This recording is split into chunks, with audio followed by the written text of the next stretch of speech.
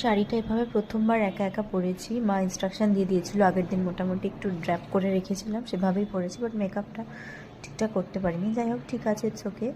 তো আমরা ভেন্যুতে পৌঁছে গেছি। বাকি ফ্রেন্ডরা ঢোকার আগে আমি পৌঁছে গেছিলাম। ভেবেছিলাম আমি হয়তো লেট হব, বাট না, আমি একদম ঠিকঠাক টাইমে পৌঁছে গেছি। গিয়ে দেখলাম আমার যে বন্ধুর বিয়ে, সে বসে রয়েছে একদম।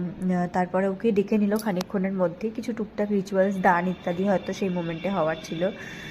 তো তারপরে আমরা চলে গেছিলাম ব্রাইডের কাছে একটুখানি ব্রাইডকে দেখতে। ব্রাইডকে ভীষণ মিষ্টি লাগছিল, ভীষণ মানে কী বলবো, ভীষণ প্রিটি। তারপরে এখানে বাইরে ছিল স্টার্টারের স্টল, বাট শরীর এতটাই খারাপ, গলা শুনেই বুঝতে পারছো একদমই মানে খাবার মতো কন্ডিশনেই ছিলাম না।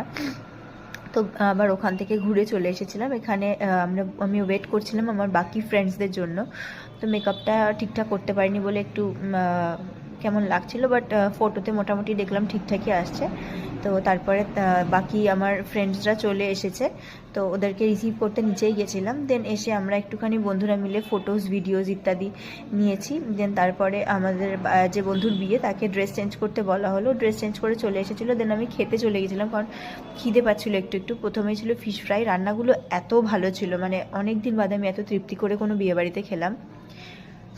দেন এটা ছিল লুচি আর ওই চানা পনির, আর তারপরে ছিল আফগানি পোলাও, মাটন দেওয়া ছিল। মানে এত ভালো ছিল এটা, মানে বিরিয়ানির মতো উগ্র নয়, বাট ভীষণ টেস্টি ছিল। আর তার সাথে ছিল চিকেনের একটা চিকেন চাপ টাইপের, একটু মিষ্টি মিষ্টি ছিল। আমার প্রচণ্ড ভালো লাগে, এক্স্যাক্টলি এরকমই আমার ভালো লাগে যেরকম রান্নাগুলো হয়েছিল। চাটনি পাঁপড়টাও খুব ভালো ছিল, মিষ্টি ছিল, সন্দেশ ছিল। আমি সেগুলো মিষ্টিটা খালি খেয়েছি, সন্দেশটা আর খাইনি। দেন চলে এসেছিলাম এখানে ওর বিয়ের বাকি একটু টুকটাক অনুষ্ঠান দেখতে। তো খুব বেশিক্ষণ তো থাকতে পারিনি, কারণ শরীরটা, গলা শুনেই বুঝতে পারছো, একদম ঠিক নেই। তারপর বন্ধুদের সাথে খানিকক্ষণ আড্ডা দিয়ে আমি বাড়ির জন্য চলে এসেছিলাম, কারণ হাজব্যান্ডের ডিউটির ব্যাপার ছিল।